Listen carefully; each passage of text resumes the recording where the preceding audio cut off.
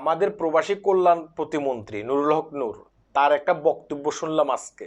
তার এই বক্তব্য শুনে আমি পুরোপুরি শিওর হয়ে গেছি। ঠিক আছে, আগামী 21 এবং কি 22 জুন যখন তারেক রহমান মালয়েশিয়াতে আসবে, তিনি কিন্তু আসবে, তার আসার পরপরই কিন্তু বাংলাদেশের কলিং ভিসা চালু হয়ে যাবে। এটা কিন্তু আপনার মুখের আর আমার মুখের কথা না।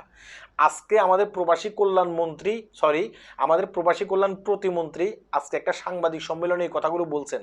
তিনি বলছেন যে এই যে তারেক রহমান তিনি মালয়েশিয়াতে যাচ্ছেন, এখানে কিন্তু দেখা গেছে কি আপনার শ্রমবাজার চালু হয়ে যাওয়ার বিশাল একটা সম্ভাবনা আছে।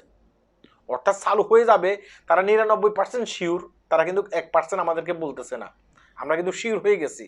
তাহলে মালয়েশিয়ার কলিং ভিসা চালু হয়ে যাবে। যাই হোক, মালয়েশিয়ার কলিং ভিসা চালু হোক, আর এই দিক দিয়ে বাংলাদেশের যেসব এজেন্সিগুলো আছে সেসব এজেন্সিগুলোর পকেটে টাকা ঢুকুক। হ্যাঁ, এটা নিয়ে আর কথা বলতে চাচ্ছি না। কিন্তু আমাদের মেইন কথাটা হচ্ছে কি জানেন, আমাদের মেইন কথাটা হচ্ছে যে এখানে অবৈধ অনেক প্রবাসী আছে, তাদেরকে যেন একটা বৈধতার সুযোগ দেওয়া হয়। এই রিকোয়েস্টটা তো অন্তত করার দরকার। আমরা একটা জিনিস শিওর হয়েছি যে মালয়েশিয়ার কলিং ভিসা চালু হয়ে যাবে। আমরা এই জিনিসটা এখন পর্যন্ত শিওর হইতে পারলাম না যে তারেক রহমান মালয়েশিয়াতে আসার পর যারা এখানে অবৈধ প্রবাসী আছে তাদের পক্ষে কি কথা বলবে, একটু রিকোয়েস্ট করবে এদেশের প্রাইম মিনিস্টারকে, মানে আমার এখানে হাজার হাজার মানুষ অবৈধ আছে, তাদেরকে একটু বৈধ করার সুযোগ দেন, এই জিনিসটা কি বলবে? আমরা এখন পর্যন্ত শিওর হইতে পারলাম না। হ্যাঁ, এই কারণে কিন্তু অসংখ্য প্রবাসী ঘুমাইতেছে না রাত্রে। না জানি আমাদের প্রাইম মিনিস্টার এখানে আসার পরে আমাদের কথা ভুলে যায় কিনা, তিনি যেন না বলেন, এই দোয়াটা কিন্তু অনেকে করতেছে, যেন আমরা যারা এখানে অবৈধ প্রবাসী আছি আমাদের জন্য একটু রিকোয়েস্ট করা হয়। আমাদের বাংলাদেশ থেকে লোক নিয়ে আসাচ্ছে, এখানে অবৈধ যারা আছে তাদেরকে বৈধ করাটা খুবই জরুরি। কেন খুবই জরুরি জানেন? অনেকেই আছে দেখা গেছে কি মানে টাকা ইনকাম করতেছে, এখানে অবৈধ প্রবাসী টাকা ইনকাম করতেছে, তারা ব্যাংকের মাধ্যমে অনেক ক্ষেত্রে টাকা ফাটাইতে পারতেছে না বাংলাদেশে। কেন জানেন?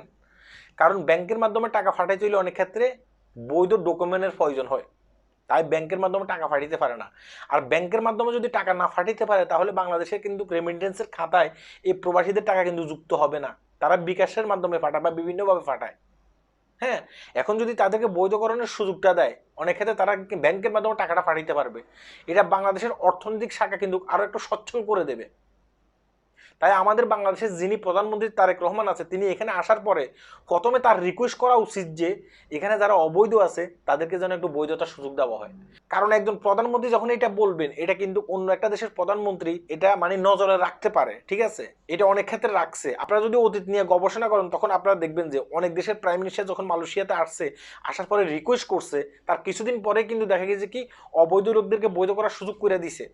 হ্যাঁ, আপনারা যদি ডকুমেন্টারি দেখেন আপনারা বুঝতে পারবেন।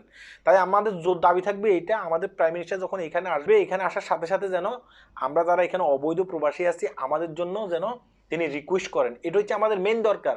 ওই কলিং ভিসা চালু করতে হবে এটা আমাদের মেন দরকার নয়। এটা যারা বাংলাদেশে আছে তারা বাংলাদেশ থেকে আসবে, এটা তাদের মেন দরকার। আর দরকার হচ্ছে যে এজেন্সিগুলো পকেটে মোটা অঙ্কের টাকা ঢুকাইতে পারবে তাদের দরকার। হ্যাঁ, ওটার চেয়ে আমাদের বেশি দরকার হচ্ছে যে আমরা যারা এখানে অবৈধ প্রবাসী আছি আমাদেরকে যেন বৈধতার সুযোগ দেয়, এটা আমাদের বেশি দরকার।